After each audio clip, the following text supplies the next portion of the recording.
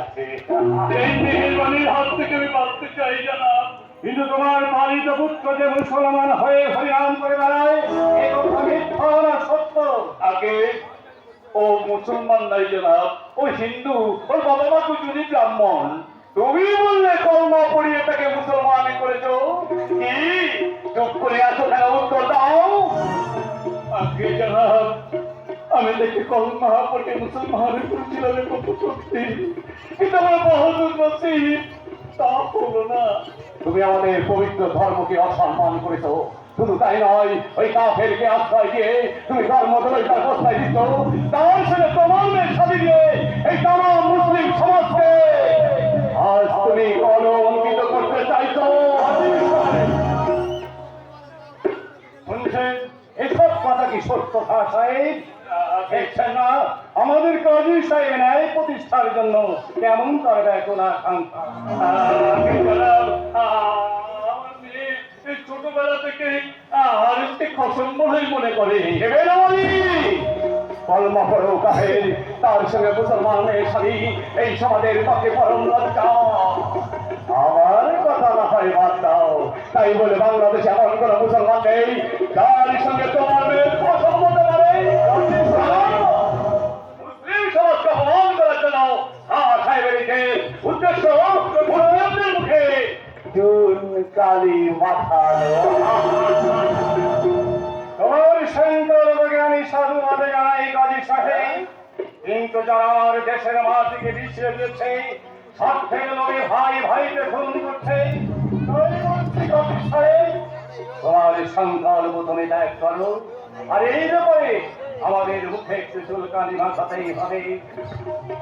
সাহেব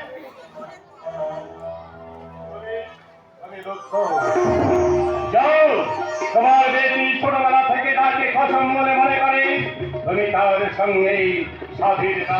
এসব আপনি কি বলছেন না? ওই কাফেরের সঙ্গে শাদী হবে মুসলমানের মেয়ে, মুসলমানের মেয়ে বলেই তোমাদের সম্মতি হওয়া উচিত। কাজী সাহেব একটা কথা মনে রেখো, কোন মেয়ে যদি ভালোবেসে কোনো পুরুষকে স্বাধীন করতে চায় তাতে তার অপরাধটা কোথায়?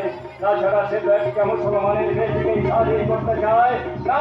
না কাজী সাহেব না, এই স্বাধীনতা বাধা দেওয়া মুসলমানের সমাজের পক্ষে বলে লজ্জা। আপনি শান্ত হন যারা, আপনি শান্ত হন। অতকালটাই কোনো কাজকে শিখতে হয় না। আগে ইন্দুরের মুসলমান নাকি কথা মানে জানাব, এই স্বাধীন তারা কিছুতেই হতে দেবে না। প্রয়োজন হয় গৌরবন্ধকে আমার দেহ রক্ষে ও সৈন্য দল নিয়ে গিয়ে আমি তাদের স্বাধীন আপনারই আচরণে গৌরের আমি রুগ্ন হওয়া সন্তুষ্ট হয়ে গেলাম। অধৈর্য হলে চলবে না।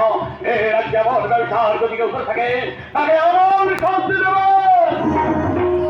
যেন কবিরার মাথা তুলে দাঁড়াতে না পারে।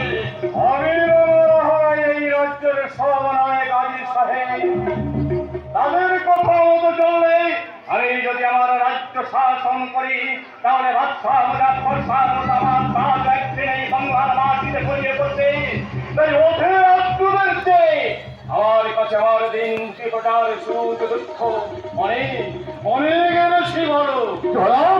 জাপানার জয় হোক। জাপানা আপনার এই মহত্ব অমর করে রাখবে।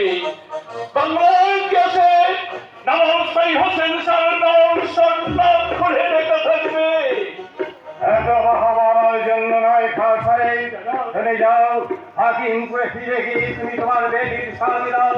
তারপর তোমার দাওয়াতকে বুঝিয়ে বলো মুসলমানের বেটিকে যে শাদী করে হিন্দু সমাজ থেকে কোনোদিনও মেনে নেয় না।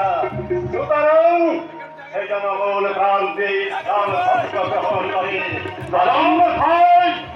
আমার রাজ্য তার কোন ঠাই হবে না। কথাটা ইয়াদ রেখো।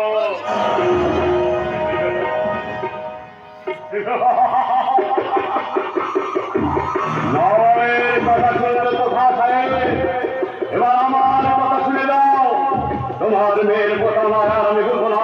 তুমি আমাকে নয় সন্দেহমান করেছ, তোমাকে আমি কিছু চাই। তোমাদের রক্ত দিয়েই আমি আমার ইসলাম ধর্মের কালি মুছে ফেলবো। ওই হারেসকে আমি খতম করবো। তাই করো তাই করবো। আমাদের তিনজনকে তুমি একসঙ্গে কবর